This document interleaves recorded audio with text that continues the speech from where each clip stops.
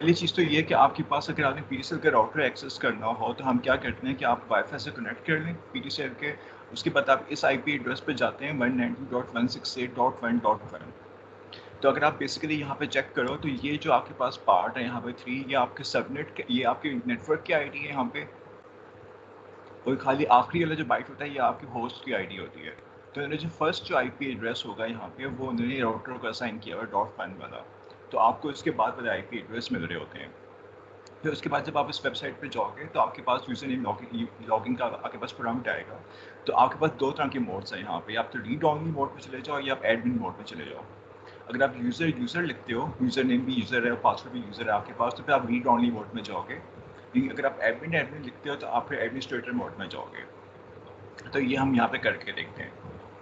वो एक दफ़ा हम राउटर की बैक पे देख लेते हैं यहाँ पे। तो इस राउटर की बैक पे आप देख सकते हो कि यहाँ पे आपके पास डिफरेंट किस्म के यहाँ पे पोर्ट्स लगे हुए हैं। तो पहली चीज़ आप यहाँ ऑब्जर्व करो कि आपके पास एक तो ये वाईफाई पोर्ट तो है ही है। तो ये एक तरह का वाईफाई का नेटवर्क आपका यहाँ बना रहा है। लेकिन आप देख सकते हो साथ में आपके पास यहाँ पे लैन के पोर्ट्स भी हैं यहाँ पर। तो आप यहाँ पे 4 कंप्यूटर्स का यहाँ पे लैन का नेटवर्क भी बना सकते हो। अच्छा, अगर 4 का आप बना सकते हो नेटवर्क यहाँ पे, तो आपके ख्याल में यहाँ पे नेटवर्क की आईडी यहाँ पे कितनी होनी चाहिए कि आपने आखिर में सिर्फ 2 बिट्स जो होंगी वो आपने छोड़नी होगी। तो हम कह सकते हैं कि 30/30 वाला नेटवर्क यहाँ बन सकता है लैन के ऊपर, क्योंकि आखिरी 2 बिट्स आपको चाहिए 4 कंप्यूटर्स को कनेक्ट करने के लिए यहाँ पे। अभी यहाँ पे एक एडीएसएल का पोर्ट है। तो बेसिकली ये आपके जो नॉर्मल फ़ोन लाइन को यूज़ करते हैं इंटरनेट कनेक्शन के लिए, तो यहाँ पे मॉड्यूलेशन हो रही होती है, तो ये उसके लिए यूज़ हो रहा है यहाँ पे। तो उसका और इसके अलावा यहाँ पे बैकएंड पे यहाँ पे तो इधर से आपको आईपी एड्रेस वगैरह मिलेगा, यहाँ से आप इंटरनेट यूज़ कर रहे हो। और उसके बाद ये सेकेंडरी नेटवर्क बन रहे हैं। अच्छा, यहाँ पे आप ऑब्जर्व कर सकते हैं कि यहाँ पे आपके पास 2 किस्म के नेटवर्क्स बनेंगे। तो एक आपके पास यहाँ पे नेटवर्क बनेगा जो कि आपका लैन का नेटवर्क होगा, जहाँ मैक्सिमम 4 कनेक्ट कर सकते हैं। फिर एक आपके पास वाईफाई का नेटवर्क होगा, और इसकी भी कोई लिमिट होगी आपके पास। मैं कहता हूँ चलो 16 कंप्यूटर्स की लिमिट लगाई हुई है हमने, तो वो कनेक्ट कर सकते हैं यहाँ पे। अच्छा, अब एक लैन का सबनेट है यहाँ पे, एक वाईफाई का सबनेट है यहाँ पे। तो आपके घर पे एक वाईफाई का सबनेट बना होगा, एक लैन का सबनेट बना होगा अगर आप लैन का यूज़ कर रहे हो। अच्छा, दोनों की यहाँ पे आईपी स्कीम अब सेम है, ठीक है। तो इसको फिर हम क्या कहेंगे, इसको हम कहेंगे कि ये नेटवर्क लेयर के ऊपर नहीं, ये बल्कि डेटा लिंक लेयर के ऊपर कनेक्टेड आपस में। तो इन दोनों को ज्वाइन करने के लिए जो डिवाइस यूज़ करेंगे इसको हम कहते हैं ब्रिज।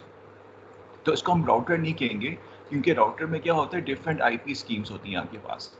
चूंकि इसकी दोनों की सेम आईपी स्कीम्स हैं, खाली डिवाइस की टेक्नोलॉजी का फ़र्क है, कुछ लैन पे कुछ वाईफाई पे हैं। तो हम यहाँ पे ब्रिज का वर्ड यूज़ करेंगे, क्योंकि सेम आईपी स्कीम लैन पे भी चल रही है, सेम आईपी स्कीम वाईफाई पे भी चल रही है।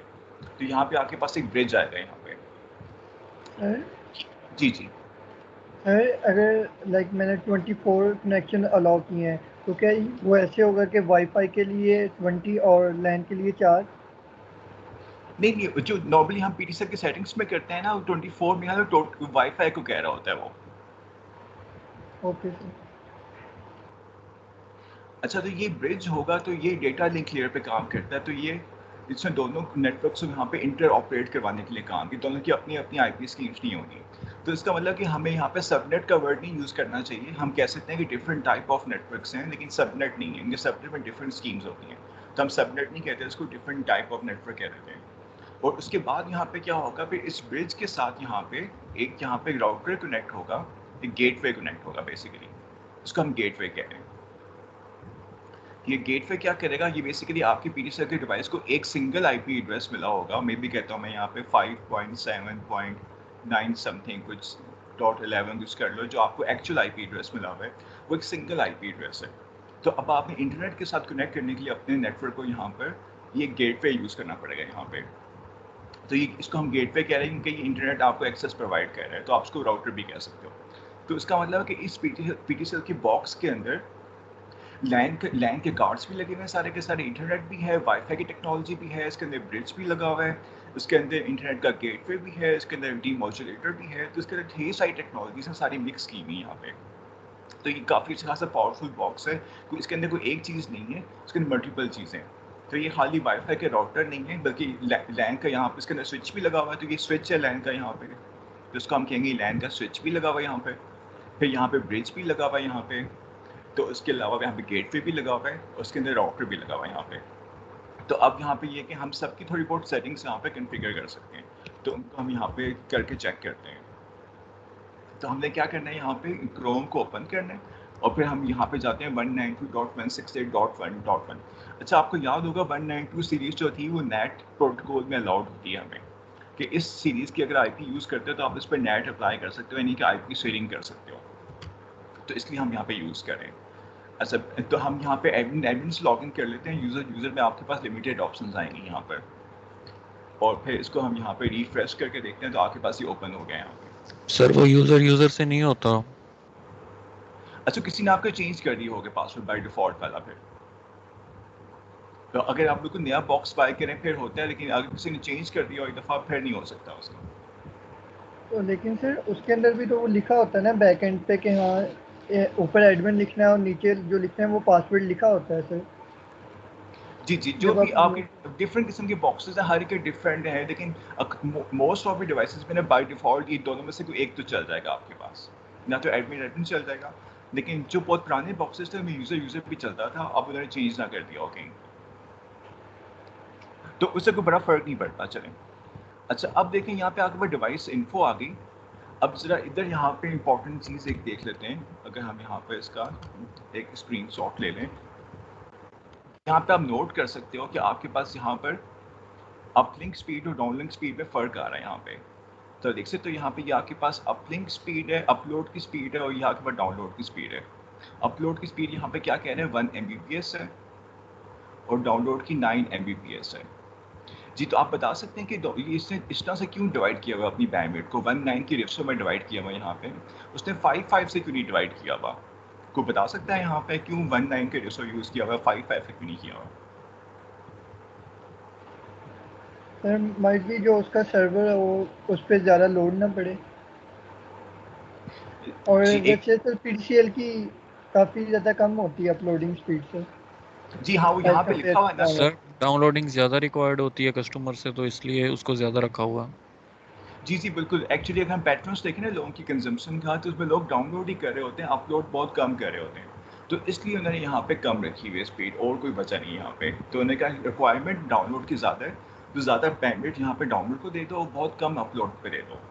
तो इसका मतलब है कि यहाँ पे प्रॉब्लम क्या आएगा, इसका मतलब है कि अगर आपने पीडीसीएल के कनेक्शन के ऊपर अपना सर्वर बनाना हो, तो ये सर्वर के लिए काफ़ी मसला होगा, तो इसके ऊपर आप फिर अपना सर्वर नहीं बना सकते। क्यों? क्योंकि आपके पास अपलोड स्पीड यहाँ पे बहुत कम है, सारी डाउनलोड यूज़ कर रहे हैं। तो ये जो कनेक्शंस होते हैं आपके पास बेसिकली कंजम्पशन के लिए, यूज़र्स के लिए ऑप्टिमाइज्ड है, सर्वर्स के लिए ऑप्टिमाइज्ड नहीं है। तो अगर आप सर्वर बनाते हो उसके ऊपर तो वो अच्छा परफॉर्म नहीं करेगा, क्योंकि अपलोड की स्पीड यहाँ पे कैप लगा हुआ है कि 1 से ऊपर नहीं जा सकती यहाँ पे, तो यहाँ पे प्रॉब्लम आ गया आपके पास। अच्छा, उसके बाद देखते हैं, ये आपके यहाँ पे लैन का आईपी एड्रेस आ गया राउटर का .1, जो आपके पास एड्रेस यहाँ पे आ रहा है। फिर हम देखते हैं यहाँ पे डीएनएस सर्वर्स लिखे हुए दो यहाँ पे।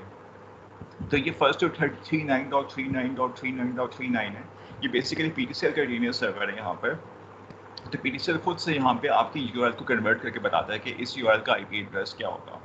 और सेकेंडरी डीएनएस सर्वर, ये भी कराची के अंदर एक सर्वर पड़ा हुआ है पीटीसीएल का, ये भी उन्हीं का है यहाँ पे। अच्छा, इन कंट्रास्ट अगर आपको याद हो तो आईएसटी के वाईफाई के ऊपर ये डीएनएस सर्वर्स नहीं होते, बल्कि वहाँ पे कौन से होते हैं 8.8.8.8। तो बेसिकली वो गूगल का डीएनएस सर्वर है, तो उसमें आप गूगल को यूज़ कर रहे हो। तो अब आप देख सकते हो कि यहाँ पे पीटीसीएल ने गूगल का सर्वर यूज़ नहीं किया, बल्कि उसने अपना सर्वर यहाँ बनाया हुआ है। तो कोई बता सकता है इसका फ़ायदा नुकसान क्या होगा अगर हम गूगल का यूज़ नहीं करते बल्कि अपना डीएनएस सर्वर खुद बनाते हैं, कि हम खुद अपना रिकॉर्ड रखेंगे कि हाँ हर वेबसाइट के यूआरएल का आईपी एड्रेस क्या है यहाँ पे, और उसको वाइस वर्सा कन्वर्ट कैसे करना है। तो उसका क्या फ़ायदा होगा अगर हम अपना सर्वर यहाँ पे मेंटेन करते हैं? सर स्पीड ज़्यादा हो जाएगी। जी, एक तो आपकी स्पीड ज़्यादा होगी, आपके करीब पड़ेगा ये वाला सर्वर, क्योंकि आपके साथ पड़ा हुआ है। और दूसरा ये कि आपने कोई चीज़ ब्लॉक करनी है तो बड़े आराम से ब्लॉक कर सकते हो। फॉर एग्जाम्पल, अगर आप यहाँ पर अपने डीएनएस सर्वर के अंदर फेसबुक का आईपी एड्रेस डिलीट कर दो, तो जब भी आप फेसबुक लिखोगे तो आपके पास एरर आएगी क्रोम के अंदर कि डीएनएस सर्वर के अंदर उसका एड्रेस नहीं मिला। तो अक्सर आपको एरर नज़र भी आती होगी कि डीएनएस सर्वर के अंदर ये एड्रेस नॉट फाउंड। तो वो क्या होता है कि वो सर पिक्सल के। जी जी। सर ये तो हमारे पर्सनल सर्वर के अंदर होता है ना कि हम ब्लॉक कर सकते हैं, तो लेकिन सर आईएसटी तो गूगल का डीएनएस सर्वर वगैरह यूज़ कर रही है, तो उसका तो सर फिर वो कैसे ब्लॉक करते हैं उसको, वो जी गूगल से आईएसटी करवाते हैं। जी आईएसटी तो ये वाईफाई पे ब्लॉकेज नहीं कर सकती ना वो वाले, डीएनएस सर्वर के जरिए ब्लॉक नहीं करेगी, वो आगे फायरवॉल के जरिए ब्लॉक कर सकती है, मतलब राउटर्स के जरिए, जो डीएनएस के जरिए ब्लॉक नहीं करेगी। Okay sir. मतलब एक होता है ना कि हम डीएनएस में एंट्री इसकी खराब एंटर कर दो या एड्रेस चेंज कर दो। सपोज करो कि google.com की जगह अगर आप आईपी एड्रेस एक्चुअली आईएसटी का लिख दो, तो क्या होगा, आप किसी और पेज पे मूव करा दोगे इसको, गलत पेज पे। तो वो वाले काम यहाँ पे हम नहीं कर सकते। तो अक्सर क्या होता है यहाँ पे, ये जो चाइनीज़ गवर्नमेंट क्या करती है अक्सर, वो फिशिंग कर रही होती है। फॉर एग्जाम्पल चाइनीज़ गवर्नमेंट ने कोई वेब पेज अगर अलाउ भी किया हुआ है जो सस्पेक्टेड है कि ये लोग मिस यूज़ करेंगे, तो उन्होंने एक इनडायरेक्टली पहले एक और पेज पे लेके जाते हैं, वहाँ से उन लोगों का आईपी एड्रेस वो निकाल लेते हैं, उसके बाद फिर उनको रीडायरेक्ट करते हैं मेन पेज के ऊपर। तो वो उससे इनके डेटा वगैरह चोरी करने के काम आते हैं। तो वो डीएनएस सर्वर ही के थ्रू पॉसिबल हो सकता है, वरना नहीं हो सकता। तो ये जो स्टेट के जो डीएनएस सर्वर होते हैं उनके साथ ये प्रॉब्लम आती है काफ़ी। नहीं, गूगल का यूज़ करेंगे तो स्पीड तो कम है, लेकिन आपके पास ये वाले प्रॉब्लम्स नहीं है यहाँ पे। चलें, हम फिर नेक्स्ट ऑप्शंस में जाते हैं यहाँ पर। फिर अगर हम यहाँ पे वैन के ऊपर जाएं तो आप देख सकते हो यहाँ पे आपके पास, यहाँ पे आपके पास ये सिर्फ तीन के ऊपर आपके पास 0000 के आईपी एड्रेस यहाँ पे लिखे हुए हैं। खाली एक के ऊपर आपके पास आईपी एड्रेस लिखा हुआ है। तो अब ये जो आईपी एड्रेस है आपका, ये आपका एक्चुअल आईपी एड्रेस है इंटरनेट के ऊपर। तो ये वो आईपी एड्रेस है जो आपको रिप्रेजेंट कर रहे हैं इंटरनेट के ऊपर। तो आप देख सकते हो कि यहाँ पे आपके पास 4 डिफरेंट किस्म के नेटवर्क्स यहाँ पे आ रहे हैं। जो आखिरी वाला ट्रिपल पी वन है, यहाँ पे इस पर क्या लिखा हुआ है, कनेक्टिंग, यानी कि इसकी कनेक्ट नहीं हुआ ये ऐसे लिखा हुआ आ रहा है यहाँ पर। ऊपर जो आ रहा है यहाँ पे, ये दो आपके पास यहाँ पे टाइप किया, इनकी ब्रिज की है। तो ब्रिज को आपको याद होगा, ब्रिज का क्या काम होता है कि दो डिफरेंट किस्म के नेटवर्क्स को आपस में जॉइन करवाता है बेसिकली यहाँ पे। तो ये ब्रिज क्या कर रहे होंगे, एक तो ये लैन को वाईफाई से कनेक्ट कर रहे हैं, और फिर इन दोनों को कनेक्शन ये किसके साथ कर रहे हैं, ये आपके जो इंटरनेट प्रोवाइड हुए हुए पिक्सल के थ्रू ADSL के साथ कनेक्ट कर रहे हैं आपस में। तो दो डिफरेंट टाइप्स के नेटवर्क्स हैं, इनको कंबाइन करने के लिए यहाँ पे ब्रिजेस यहाँ पे यूज़ किए हैं यहाँ पे। और फिर आपके पास जो एक्चुअल इंटरफेस है IP वाली, वो ट्रिपल P वाली है यहाँ पे। तो ये नेटवर्क लेयर के ऊपर काम कर रहा होगा आपके पास, और ये दो जो ऊपर हैं डेटा लिंक लेयर पे काम कर रहे हैं, ये नेटवर्क लेयर के ऊपर नहीं होंगे। तो ये दोनों के अंदर फ़र्क है। तो एक्चुअली हमारा कंसर्न है यहाँ इसके साथ होगा, ट्रिपल P 0 के साथ होगा, बाकियों के साथ हमारा कंसर्न नहीं होगा। फिर स्टैट्स में आते हैं, यहाँ पे आपके पास पैकेट्स के बारे में इंफॉर्मेशन आ रही है, कितने आपने रिसीव ट्रांसमिट किए हुए यहाँ पर।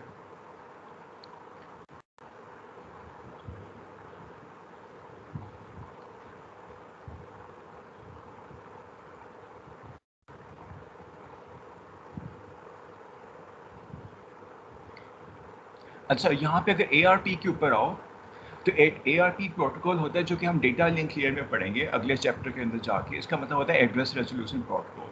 तो ये बेसिकली क्या करता है, ये करता है कि ये IP एड्रेसेस को ट्रांसलेट करता है मैक एड्रेस में, और मैक एड्रेस को ट्रांसलेट करता है IP एड्रेस के अंदर।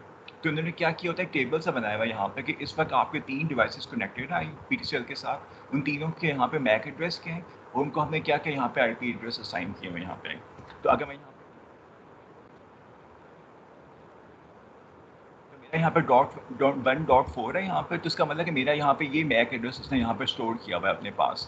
तो ये मेरा यहाँ पे मैक एड्रेस है 58, 94 वगैरह वगैरह। तो इसने अपने पास टेबल मेंटेन किया हुआ है कि मेरा मैक एड्रेस जो IP एड्रेसेस को ट्रांसलेट कैसे कर सकते हैं आपस में, इंटरेक्टेड वर्जन कैसे होगी, वो यहाँ पे आपके पास समरी आ रही है इसकी। फिर DHCP में आते हैं यहाँ पे। अच्छा, DHCP में क्या होता है, हम अब जो आपका लोकल नेटवर्क है यहाँ पे, जो कि आपने अपना घर का नेटवर्क बनाए हुए है, तो उसमें उन्होंने क्या किया, वो डिफरेंट IP एड्रेसेस यहाँ पे असाइन किए हुए होते हैं। तो अब आप देख सकते हो यहाँ पे उसने क्या किया हुआ, डिफरेंट IP एड्रेसेस उसने लीज पे दिए हैं डिफरेंट डिवाइसेस को यहाँ पर। तो आगे क्या लिखा हुआ कि इतने इतने घंटे में ये एक्सपायर हो जाएगा यहाँ पे। ये 24 आवर्स की लीज पे देता है ये लोगों को। तो यहाँ पे कंप्यूटर का नाम लिखा हुआ है जो कि हम माई कंप्यूटर की प्रॉपर्टीज़ में सेट करते हैं। आगे उनका मैक एड्रेस लिखा हुआ है, आगे उनको जो IP एड्रेस लीज पे दिया हुआ है। तो आप देख सकते हो जो लास्ट डिवाइस है यहाँ पे, इसकी लीज खत्म होने वाली है 5 आवर्स में। तो यहाँ पे लिखा हुआ आ रहा है। अच्छा, अब एक मजे की बात है, यहाँ पे आपके पास 5 कंप्यूटर्स आ रहे हैं, लेकिन ARP के ऊपर आपके पास यहाँ पे 3 आ रहे हैं यहाँ पे। तो इसका मतलब क्या है कि यहाँ पे जो जो जो एक्स्ट्रा यहाँ पे जो 2 लिखे हुए आ रहे हैं यहाँ पे, वो इस वक्त फंक्शनल नहीं है। तो उनको IP एड्रेस असाइन हुआ, लेकिन इस वक्त वो नेटवर्क से ऑफ है, और इस वक्त नेटवर्क से डिसकनेक्ट हुए हैं या वाईफाई की रेंज में नहीं है। तो जैसे वाईफाई की रेंज में आएंगे, दोबारा इनको ये IP एड्रेस चलता रहेगा इनका अगले 5 घंटे तक यहाँ पे। तो ये यहाँ पे ये जाहिर कर रहा है कि इस वक्त फंक्शनल नहीं है, लेकिन वैसे आपके पास यहाँ पे इसको IP एड्रेस हमने लीज पे दिया हुआ है। फिर हम जाते हैं यहाँ पे, फिर हम वायरलेस को देख लेते हैं इसके बाद। अच्छा, वायरलेस के अंदर खाली आपके पास वाईफाई की सेटिंग्स यहाँ पे आ रही होंगी। तो सबसे मोस्ट इंपॉर्टेंट सेटिंग यहाँ पे है कि इनेबल वायरलेस। तो अगर मैं यहाँ पे बंद कर दूंगा तो क्या होगा, वाईफाई के आपका डिसेबल हो जाएगा, सारे के सारे ये आपके नेटवर्क वाईफाई का डिसेबल हो जाएगा। फिर एक्टिवेट करने के लिए आपको लैन की केबल लगाकर फिर इसकी सेटिंग्स खोल के इनेबल करना पड़ेगा, अगर आपने वाईफाई से कनेक्ट किया हो। तो इस सेटिंग्स को ज़्यादा ध्यान से यूज़ करना, इसको आप ज़्यादा कम ही छेड़ें यहाँ पे। फिर सेकंड यहाँ पे आता है हाइड एक्सेस पॉइंट। ये बहुत इंपॉर्टेंट चीज़ है यहाँ पे कि अगर आपने घर के कंप्यूटर्स को वाईफाई से कनेक्ट कर लिया एक दफ़ा और आप चाहते हो कि आपके गेस्ट जो आते हैं वो आपसे वाईफाई का पासवर्ड ना मांगे, तो आप एक्सेस पॉइंट को हाइड कर सकते हो। फिर क्या होगा, उनको नज़र ही नहीं आएगा कि घर पे कोई नेटवर्क है इंटरनेट का, तो वो आपसे पासवर्ड मांगेंगे नहीं। तो आपने टोटली इसको हाइड कर दिया हुआ, लेकिन अपने डिवाइसेस को एक दफ़ा कॉन्फ़िगर कर लो, फिर उसको यहाँ पे हाइड कर दो, तो वो आपके पास बाकी लोगों को नज़र नहीं आएगा यहाँ पे, तो वो उसको हैक करने की कोशिश भी नहीं कर सकते। उसके अलावा यहाँ पे SSID है कि आपके वाईफाई के यहाँ पे लिंक का नाम क्या होगा जो लोगों को नज़र आ रहा होता है यहाँ पे, और ये आपके पास आपके स्टेशन का ID है यहाँ पे। तो नीचे लिखा हुआ मैक्सिमम क्लाइंट 16, तो ये कह रहा है कि वाईफाई के साथ मैक्सिमम 16 लोग कनेक्ट कर सकते हैं एक वक्त में। तो टोटल आपके पास 16 + 4 जो हो गए 20 यहाँ पे आपके पास मैक्सिमम क्लाइंट्स यहाँ पे हो जाएंगे, लैन की भी 4 अगर आप इंक्लूड कर लो यहाँ पे। तो इस तरह से यहाँ पे आप उसको कन्फिगर कर सकते हो। फिर अगर हम सिक्योरिटी वाले टैब में जाते हैं यहाँ पे, तो यहाँ पे क्या कह रहा है कि आपने WPS इसको इनेबल करना है कि नहीं करना। अच्छा, WPS क्या होता है, अगर आप वाईफाई की बैक पे जाओ तो यहाँ पे एक बटन लगा होता है WPS का, यहाँ पे ये जो बटन लगा हुआ है, तो इसका मतलब कई दफ़ा होता है कि नेटवर्क से आपने कनेक्ट करना हो तो हम कहते हैं आप खाली WPS के बटन प्रेस करो तो खुद ब खुद डिवाइस वाईफाई से कनेक्ट हो जाएगी। तो अगर हमें WPS को डिसेबल करना हो तो हम डिसेबल यहाँ पे कर सकते हैं, इसका कोई पिन कोड चेंज करना हो तो वो भी यहाँ पे कर सकते हैं। तो ये सब चीज़ें यहाँ पे आपके पास सेटिंग्स यहाँ पे दी हुई हैं इसकी। फिर यहाँ पे वाईफाई के जो आपके पास सेटअप का है, यहाँ पे जो पासवर्ड होता है, पास फ्रेज होता है, वो हम यहाँ पे चेंज कर सकते हैं और उसको डिस्प्ले भी करवा सकते हैं। तो अगर मैं यहाँ पे क्लिक करता हूँ तो ये कह रहा है कि मेरे वाईफाई का पासवर्ड यहाँ पे Honda 123 यहाँ पे आ रहा है। और फिर कह रहे हैं कि यहाँ पे आपके पास जो इंक्रिप्शन स्कीम है यहाँ पे, उसकी टाइप भी हम यहाँ पे चेंज कर सकते हैं। फिर सबसे इंपॉर्टेंट चीज़ आती है हमारे पास यहाँ पे मैक फिल्टर में। अच्छा, मैक फिल्टर में क्या कह रहे हैं, मैक फिल्टर में कह रहे हैं कि अगर आपने किसी खास डिवाइस को, वाईफाई डिवाइस को अगर आपने ब्लॉक करना हो, या खाली कुछ खास डिवाइसेस को आपने अलाउ करना हो, बाकी सबको ब्लॉक करना हो, तो फिर आपने क्या करना है, तो आपने उठाकर यहाँ पे मैक एड्रेस की एंट्री करनी है। तो खाली वो वाली डिवाइस यहाँ पे ब्लॉक हो जाएगी या वही वाली डिवाइस यहाँ पे अलाउ होगी, बाकी सारी ब्लॉक हो जाएंगी। तो ये आपको मैक एड्रेसेस कहाँ पे मिलेंगे, जो कि हमने ऊपर देखा था यहाँ पे डिवाइस इन्फो के अंदर, तो आपके पास सबके मैक एड्रेस सामने आ रहे थे। तो अगर आपने किसी खास बंदे का मैक एड्रेस ब्लॉक करना हो तो वहाँ से आप मैक एड्रेस यहाँ से पिक कर लो ARP से, जहाँ से देख लो कि आपका अपना मैक एड्रेस ना हो तो उसको यहाँ से यहाँ कॉपी कर दो, तो उसका यहाँ पे मैक एड्रेस ब्लॉक हो जाएगा, तो उसकी वायरलेस की यहाँ पे एक्सेस खत्म हो जाएगी। तो ये मैक एड्रेस का यहाँ पे टेबल है। जब हम ये एंट्री करते हैं तो बेसिकली क्या हो रहा होता है, जो हमने ओपन फ्लो में टेबल पढ़ा था, तो उस ओपन फ्लो के टेबल के अंदर यहाँ पे एक एंट्री हो रही होगी कि वाईफाई के अंदर वो मैक एड्रेस को यहाँ पे ब्लॉक कर रहा है। तो सिंपल वही वाला यहाँ पे काम हो रहा है। लेकिन अब एक चीज़ इंपॉर्टेंट है आपके पास यहाँ पे, कि अगर आपने ये वाईफाई का मैक एड्रेस आपने ब्लॉक किया है तो लैन के मैक एड्रेसेस यहाँ पे ब्लॉक नहीं हो रहे, ये खाली वाईफाई पे कर रहे हैं। तो अगर लैन के ऊपर वही मैक एड्रेस किसी के पास है, वो लैन से कनेक्ट करता है, तो वो वहाँ पे अलाउ हो जाएगा। तो ये खाली वाईफाई के ऊपर हम यहाँ ब्लॉक कर रहे हैं, लैन के ऊपर नहीं कर रहे हैं यहाँ पे।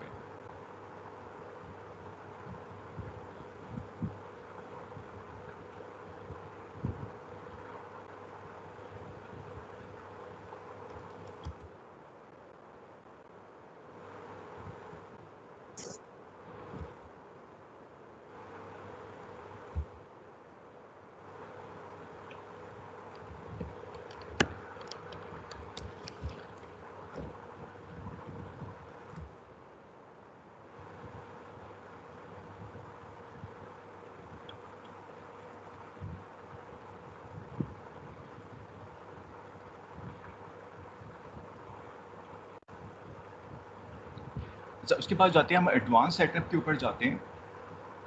तो एडवांस सेटअप के अंदर आपको यहाँ पे फर्स्ट वही PPP के इंटरफेस यहाँ पे दिखा रहा है कि इस इंटरफेस के ऊपर आपने नेट इनेबल किया हुआ है और आपने फायरवॉल भी इनेबल की हुई है यहाँ पे, और IP6 हम यूज़ ही नहीं कर रहे इसके ऊपर। तो अगर यहाँ पे अगर हम जाएँ लैन के ऊपर अगर जाते हैं यहाँ पे, तो आपके पास यहाँ पर ढेर सारी सेटिंग्स आ जाएंगी। तो पहली बात ये कि आपने यहाँ पे लिखा हुआ कि वाईफाई की डिवाइस का IP एड्रेस क्या रखना है। तो अभी आपने देखा होगा हमने 192.168.1.1 यूज़ करके एक्सेस किया है। तो आप चाहो तो ये भी सिक्योरिटी रीज़न के लिए इसको चेंज कर दो, यहाँ पे .5 कर लो या .100 कर लो, ताकि बाय डिफ़ॉल्ट कोई इस एड्रेस को एक्सेस ना कर सके।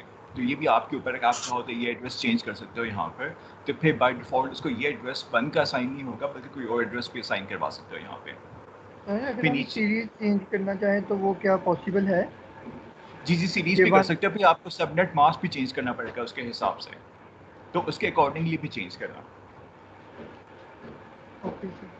लेकिन 192.168 अगर चेंज करोगे ना, फिर वो आपके पास नेट काम नहीं कर सकता। तो जो पहले दो है ना 192.168 वो आपने रखना है, क्योंकि वो नेट के लिए रिक्वायरमेंट है यहाँ पे स्टैंडर्ड के मुताबिक। बाकी वाली आप चेंज कर सकते हो यहाँ पे। अच्छा, और उसके वही बाद अगर पूछना नीचे था। जी उसके बाद अगर आप नीचे जाएँ तो यहाँ पे लिखा होगा डीएचसीपी सर्वर जो है आपका, तो इसी डिवाइस के लिए डीएचसीपी सर्वर भी लगा हुआ है। तो कह रहा है कि इसकी सीरीज़ कहाँ से कहाँ तक चलेगी। तो हमने कहा 1 तो आपके पास राउटर का एड्रेस है, 2 से लेके 254 तक की सीरीज़ आपके पास अवेलेबल है डीएचसीपी सर्वर के पास, और नीचे लिखा हुआ है हमें 24 आवर्स की लीज़ पे हम दिया करेंगे। तो आप चाहो तो उस टाइम को कम ज़्यादा यहाँ पे कर सकते हो, तो आपके पास है यहाँ पे। तो इसी तरह यहाँ पे आप मज़ीद यहाँ पे सेटिंग्स यहाँ पे ऐड कर सकते हैं कि हमने सीरीज़ चेंज करनी है या कोई ख़ास मैक एड्रेस को यहाँ पे अलाउ करना है या नहीं करना, तो सब कुछ आप यहाँ पे कर सकते हो। तो ये काफ़ी एडवांस ऑप्शन है आपके पास ये वाली इस टैब के अंदर यहाँ पे। फिर अगर चाहो तो आप यहाँ पे अगर आप उसके बाद फिर नेट पे जाते हैं हम यहाँ पे। अब ये नेट जो चीज़ है यहाँ पे, ये सबसे मोस्ट इम्पॉर्टेंट चीज़ है यहाँ पे, और बहुत ही कॉम्प्लेक्स चीज़ भी है यहाँ पे। अच्छा, नेट का आपको याद होगा, नेट का काम क्या होता है कि आपके पास अगर सिंगल आईपी हो तो वो अलाउ करे आपको मल्टीपल आईपीज़ पे इंटरनेट यूज़ करना। तो आपको याद होगा उसके अंदर फिर हम अपने सर्वर्स नहीं बना सकते, क्यों? क्योंकि फिर आपका कोई अपना क्योंकि इंटरनेट के ऊपर आपका वो अपने लोकल नेटवर्क्स विजिबल नहीं होते। तो ये नेट का ये जो प्रोटोकॉल है यहाँ पे, ये आपको अलाउ करता है कि थोड़ा बहुत आप ये काम कर सकते हो। तो इसमें आपने क्या करना होता है, सपोज करो कि मैंने कोई नया सर्वर बनाना है, ठीक है? तो मैं कहता हूँ कि चलो ऐसा करते हैं कि मैं यहाँ पर अपना मेल सर्वर बनाना चाहता हूँ, तो मैं खुद सी शॉर्ट में उसकी प्रोग्रामिंग करूँगा और मैं अपना सर्वर यहाँ पे लॉन्च करना चाह रहा हूँ। अच्छा, तो मैं यहाँ पे जाऊँगा, मेल पॉप 3 में जाता हूँ यहाँ पे। फिर ये कह रहा है कि लोकल नेटवर्क के अंदर आपका आईपी एड्रेस क्या है यहाँ पे, जिस पे आपने मेल सर्वर चलाना है। तो मेरा यहाँ पे आईपी एड्रेस 4 है यहाँ पे, तो मैं यहाँ पे 4 लिख दूँगा। तो मैंने 4 लिख दिया। पॉप 3 का पोर्ट नंबर 110 होता है, यहाँ पे 110 आ गया आपके पास। तो जैसे ही मैं इसको अपडेट करूँगा, तो अब क्या होगा कि अब जैसे ही लोग पीटीसीएल का आईपी एड्रेस खोलेंगे, जो .34 सीरीज़ वाला है यहाँ पे, तो कोर्स में पॉप 3 से कनेक्ट करेंगे, तो वो क्या करेगा, नेट हम उन पैकेट्स को उठाकर हमें फॉरवर्ड कर दिया करेगा। तो ये क्या कर रहा है, ये अलाउ कर रहा है कि आप अपने सर्वर्स यहाँ पे लॉन्च कर लो नेट के थ्रू यहाँ पे। तो आप कुछ थोड़े बहुत सर्वर्स यहाँ पे अपने लॉन्च कर सकते हो, तो ये नेट के थ्रू होकर फॉरवर्ड हो जाए करेंगे पैकेट्स आपके पास।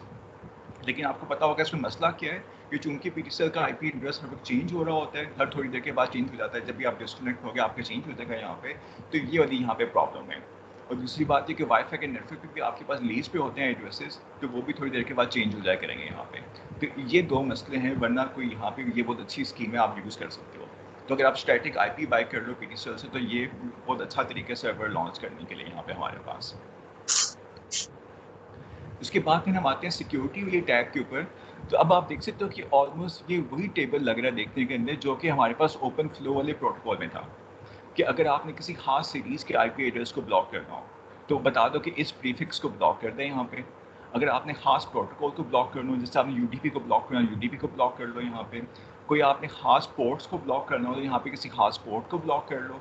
अपनी किसी खास डेस्टिनेशन के आईपी को ब्लॉक करना हो, आप चाहते हो कि इंडिया की वेबसाइट्स ब्लॉक हो जाएं, तो इंडिया के आईपी एड्रेसेस की सीरीज़ यहाँ पे डाल दो, तो वो सारी सीरीज़ ही ब्लॉक कर देगा यहाँ पे। तो यहाँ पे आप हर किस्म की ब्लॉकेज यहाँ पे डाल सकते हो। ये जो ब्लॉकेज है, ये आईपी एड्रेस के ऊपर बेस कर रही है सारी की सारी यहाँ पे, कि अगर आपने कोई प्रीफिक्स ब्लॉक करना है या आपने आईएसटी के सारे वेब पेजेस को ब्लॉक करना है, तो आप उसकी मेन आईपी को यहाँ पे ब्लॉक कर दो, कि तो आपके पास आईएसटी के सारे वेब पेजेस यहाँ पे ब्लॉक हो जाएंगे। अच्छा, ये था आपके पास आईपी बेस्ड ब्लॉकेज, या कोई पोर्ट यूज़ कर लो, उसको ब्लॉक कर लो। फिर होता है कि मैक बेस्ड आप ब्लॉकेज भी कर सकते हो। तो यहाँ पे हम क्या करें कि हमको मैक एड्रेस बता देंगे कि ये सोर्स का मैक एड्रेस या एक खास डेस्टिनेशन का मैक एड्रेस, इनको आप ब्लॉक कर दें। तो यानी कि इस खास डिवाइस के साथ कोई कनेक्ट नहीं कर सकेगा, या किसी खास डिवाइस से कोई कनेक्ट कर नहीं सकेगा। तो ये भी बेसिकली ओपन फ्लो का ही टेबल यहाँ पे फिल कर रहे हैं बैक एंड पर। तो ये वही चीज़ें यहाँ पे हम डिफरेंट तरीके से लिख रहे हैं। बस फ़र्क क्या है कि थोड़ा सा यूज़र फ्रेंडली है। जो ओपन फ्लो का जो बेसिक होता है टेबल, वो थोड़ा सा फ्रेंडली इतना नहीं होता, इसमें आप बड़े रॉ फॉर्मेट में लिख रहे होते हो। तो ये सारी की सारी वही चीज़ें यहाँ पे आ रही हैं। अच्छा, उसके बाद फिर एक थर्ड किस्म की ब्लॉकेज है हमारे पास, उसको हम यहाँ पे कहते हैं पेरेंटल कंट्रोल। पेरेंटल कंट्रोल के अंदर क्या हो सकता है, आपके पास सपोज को यूआरएल फिल्टर आप अप्लाई कर सकते हो। तो यूआरएल फिल्टर का मतलब क्या है कि आपने खास किस्म की यूआरएल्स को ब्लॉक कर देना है। तो सपोज करो मैं कहता हूँ कि मैंने फेसबुक के सारे पेजेस को ब्लॉक करना, तो मैं facebook.com लिख दूंगा यहाँ पर, तो उसके सारे यूआरएल्स को आगे ब्लॉक कर देगा यहाँ पे। तो इस तरह से यूआरएल्स और सब यूआरएल्स को ब्लॉक कर सकता है यहाँ पे कि इस टाइप की यूआरएल्स ये अलाउ नहीं करेगा। तो इनडायरेक्टली क्या कर रहे होंगे, इनडायरेक्टली बेसिकली आईपी एड्रेसेस को ही ब्लॉक कर रहे होते हैं, वही मेन यहाँ पे काम हो रहा होता है। लेकिन थोड़ा सा यूज़र फ्रेंडली है, थोड़ा आसान है यूज़ करना, तो बेसिकली लोग इसको मे बी प्रीफर करते हैं यूज़ करना यहाँ पे। तो सिर्फ इतना सा फ़र्क है यहाँ पे। इसी तरह टाइम बेस्ड रिस्ट्रिक्शन लगा सकते हो कि इस टाइम पर आपने यहाँ पे एक्सेस देनी है इस मैक एड्रेस को। तो आप बता दो कि ये मेरे आगे बच्चों का मैक एड्रेस ये है उनके फ़ोन का, तो मंडे को उनको मैक एड्रेस ऑन हो, ट्यूसडे को ब्लॉक हो जाए, वेंसडे को ऑन हो, थर्सडे को ब्लॉक हो जाए। या आप कह सकते हो कि मैंने अपने बच्चों का लैपटॉप लेके दिया हुआ है, तो जब लेक्चर का टाइम हो तब उनके पास नेट लग जाए, और जब लेक्चर खत्म उनका नेट खत्म हो जाए।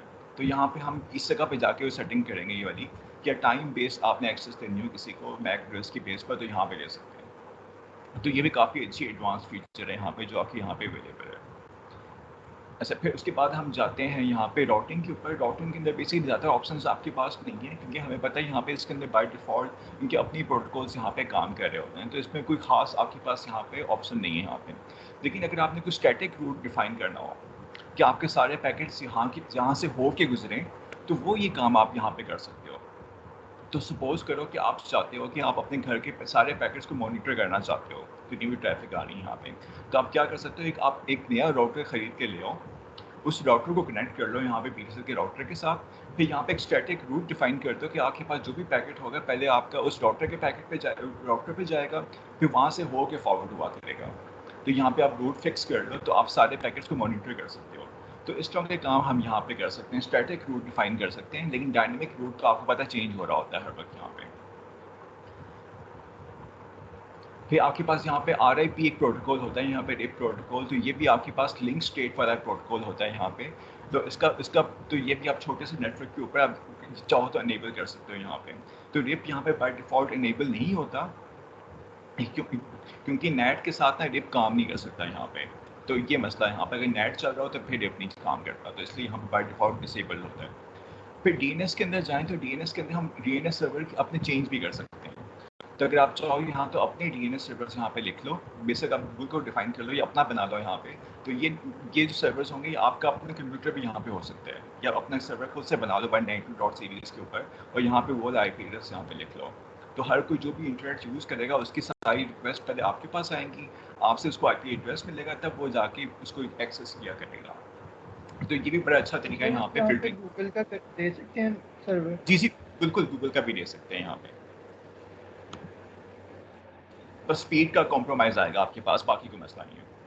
फिर अगर DSL में जाएँ तो यहाँ पे ये डेटा लिंक लेयर की सारी सेटिंग्स हैं यहाँ पे। तो अभी तक हमने इन चीज़ों को नहीं देखा, और डेटा लिंक लेयर पे हम देखेंगे यहाँ पे। जो एक इंपॉर्टेंट चीज़ है यहाँ पे कि फ़ोन लाइन के कनेक्शंस कौन से हैं यहाँ पे, कि इनर पेयर है वायर्स का या आउटर पेयर है, क्योंकि आपके पास फ़ोन लाइन की पोर्ट्स के अंदर 4 वायर्स आ रही होती हैं, तो कह रहे कौन सी 2 वायर्स यहाँ पे यूज़ करनी है। तो बस ये एक इंपॉर्टेंट चीज़ है, बाकी यहाँ पे कुछ भी नहीं है।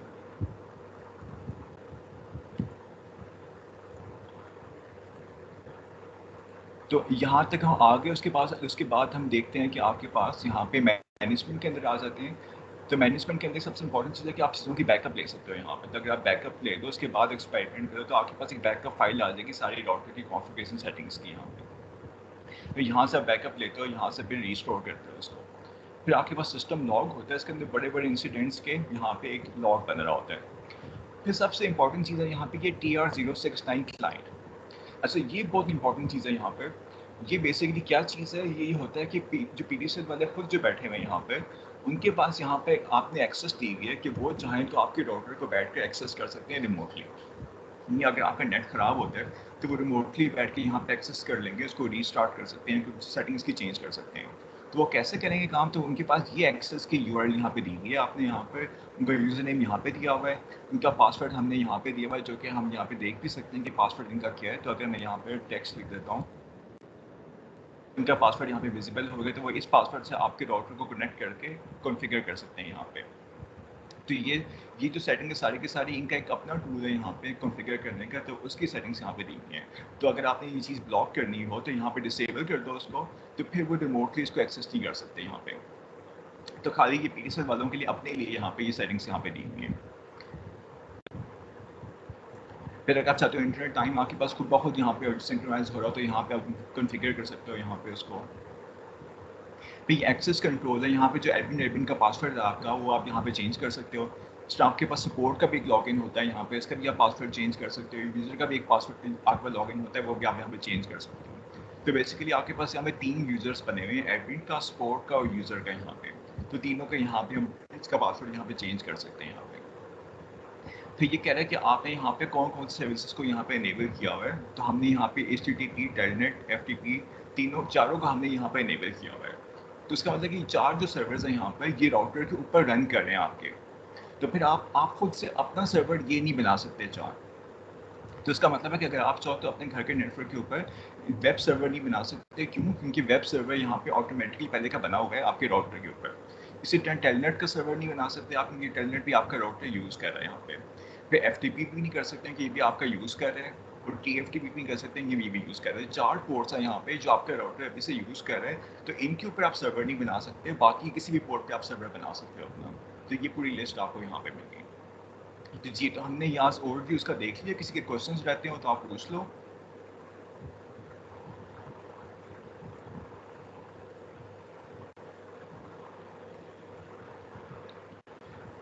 जी, सबको क्लियर है आज का टॉपिक यहाँ पे? सर कल क्विज कौन से टॉपिक में से वो बता दें। कल का क्विज है जो लास्ट फ्राइडे के टॉपिक से लेकर आज के टॉपिक्स तक होगा। सर टोटल 4 लेक्चर्स में से होगा ये? नहीं, 3 लेक्चर्स में से होगा। लास्ट फ्राइडे का लेके लास्ट फ्राइडे का, उसके बाद फिर आपका कल का और एक आज का। Okay sir, okay sir. ये उसी तरह होगा जिस तरह लास्ट क्विज हुआ? जी जी, बिल्कुल वैसे ही होगा, उसी फॉर्मेट। सर असल में ना ये चल रही है सर हमारी, यानी कि फ्राइडे को इसके अलावा भी क्विज होते हैं, तो सर ये टाइम ठीक है सर क्विज वाला, क्योंकि अब हर सब्जेक्ट के काफी क्विज हो रहे हैं। ठीक है, सही। अब ये स्टैंडर्ड प्रोटोकॉल है कि आपका पिछले 3 लेक्चर्स में से हुआ करेगा फ्राइडे को। तो बस ये चीज़ याद कर ओके लो, सर, बताने की ज़रूरत ही नहीं बार बार ये। ठीक है सर। चलें, ठीक है। किसी के क्वेश्चंस हैं तो पूछ लो, नहीं तो फिर हम साइन ऑफ करते हैं। चलें, ठीक है। अगर आपने अपने राउटर के साथ एक्सपेरिमेंट करना हो तो ज़रा ध्यान से कीजिए, उनकी ये ना हो कि इसकी सेटिंग्स ख़राब हो जाए यहाँ पे। तो एक-एक चीज़ यस सर, करके वो चेंज पीटीएल करो। वाले आते नहीं है नो सर सर। करने। जी जी, वही। तो ज़्यादा बड़े एक्सपेरिमेंट्स ना करना, ज़्यादा बड़ी आईपी स्कीम्स वगैरह चेंज ना करना, तो वो थोड़ा मसला हो जाएगा। ये ना हो कि आपकी फिर इंटरनेट बंद हो जाए तो आपका लेक्चर देने ही बंद हो जाए आपके फिर। तो इसलिए थोड़ा अभी ना करो ये काम, थोड़ा बाद में कर लेना। सेमेस्टर ब्रेक में कर लेना, लेकिन फिलहाल ना करो, बड़े एक्सपेरिमेंट्स ना करना। छोटे-मोटे कर लो, वाईफ़ाई के साथ कर लो कि लैन की सेटिंग्स तो फिर भी चलती रहेंगी। लेकिन सब चीज़ें इकट्ठी ओवरऑल ना चेंज करना। चलें जी, ठीक है, सही है। किसी के क्वेश्चंस रहते हैं तो क्लियर कर लो, नहीं तो फिर हम साइन ऑफ। चलें जी, ठीक है। Thank you so much. Okay जी, अल्लाह हाफ़िज़। अल्लाह हाफिज़ सर। अल्लाह हाफ़िज़।